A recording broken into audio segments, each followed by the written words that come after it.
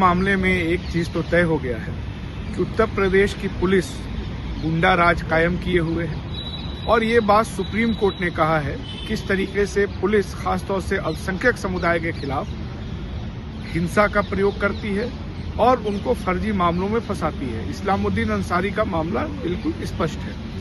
सबसे अहम बात ये कि जिस मामले में इलाहाबाद हाई कोर्ट ने मुकदमे को चलाने योग्य माना, आखिर उसी मुकदमे को सुप्रीम कोर्ट ने ये कहते हुए कैसे खारिज कर दिया कि ये पूरा मामला ही फर्जी है। अगर पीड़ित सुप्रीम कोर्ट में जाने की हैसियत नहीं रखता तो जाहिर सी बात है उसको सजा झेलनी पड़ती। ये हमारे न्याय तंत्र के लिए चिंता का विषय होना चाहिए कि अल्पसंख्यकों से जुड़े हुए मामलों में निचली अदालतें, यहाँ तक कि हाई कोर्ट का जो रवैया है वो बहुत ही सांप्रदायिक है।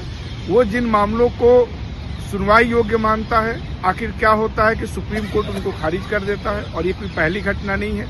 इससे पहले एक ईसाई व्यक्ति पे धर्मांतरण का आरोप था, उसमें जमानत याचिका खारिज करते हुए रोहित रंजन अग्रवाल जो इलाहाबाद हाईकोर्ट के जज हैं, उन्होंने एक सांप्रदायिक टिप्पणी की ईसाइयों के खिलाफ और वो टिप्पणी इतनी विभत्स थी कि सुप्रीम कोर्ट ने आदेश दिया कि इस टिप्पणी को फैसले से हटाया जाए।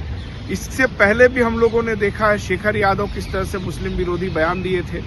उसके अलावा रवि दिवाकर नाम के एक जज हैं जिन्होंने सांप्रदायिक टिप्पणी की और योगी आदित्यनाथ का महिमा मंडन किया। हाई कोर्ट को भी उस पर शर्मिंदा होना पड़ा और उसने फैसला दिया कि जजमेंट्स में से इस हिस्से को हटा दिया जाए।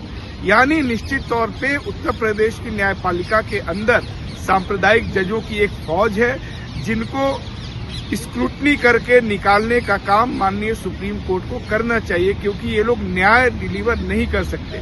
दूसरी बात, संजीव त्यागी बिजनौर में एसपी थे, इस समय वो बस्ती में डीआईजी हैं और सुप्रीम कोर्ट के इस आदेश के बाद कि उनके आवाज का फॉरेंसिक जांच करवाया जाए, जो उनका एक सांप्रदायिक ऑडियो वायरल हुआ था, इसके बाद से उनको पद पर रहने का कोई अधिकार नहीं है।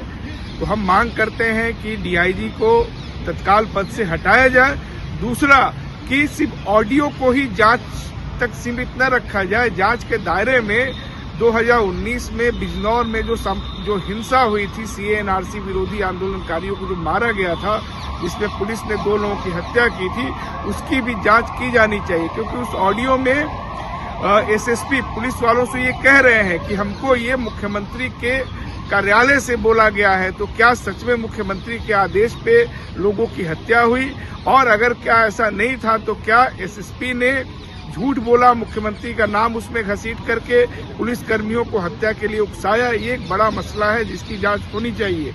एक तीसरा एंगल भी इसमें बनता है कि उसी एसपी ने ये बयान दिया है, कारवां जो मैगजीन है उसको इंटरव्यू में ये बोला है कि वहां पे सुलेमान की जो हत्या हुई थी वो सेल्फ डिफेंस में हुई थी, जबकि सुलेमान के पास से कोई हथियार बरामद नहीं हुआ था और सुलेमान को पेट में गोली मारी गई थी। पुलिस सेल्फ डिफेंस में किसी को पेट में गोली नहीं मारती है, तो इसकी भी जांच होनी चाहिए।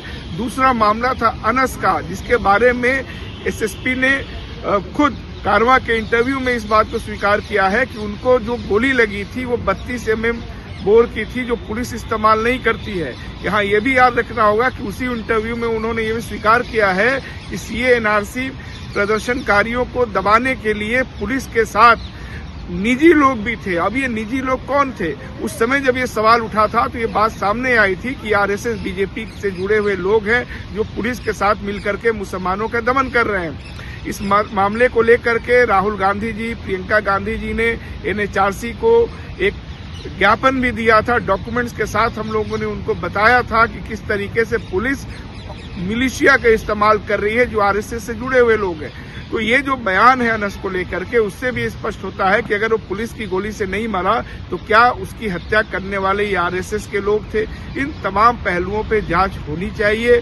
और उसी इंटरव्यू में मदरसा में पढ़ने वाले लोगों को ब्रेन वॉश्ड भी बता रहे हैं, यानी कि कहीं से भी संजीव त्यागी पुलिस की भूमिका में रहने के योग्य नहीं है। सांप्रदायिक व्यक्तियों को बिल्कुल किसी भी पद पे नहीं रखा जा सकता, क्योंकि वो संविधान के वैल्यूज में यकीन नहीं करते। तो चूंकि संविधान की अभिरक्षक हमारी न्यायपालिका है, इसलिए सुप्रीम कोर्ट की जिम्मेदारी बनती है कि ऐसे अधिकारियों को जो और ज्यादा तादाद में उनकी शिनाख्त करे और उनको बर्खास्त किया जाए या उनके ऊपर कार्रवाई की जाए। ये हम लोगों की मांग है।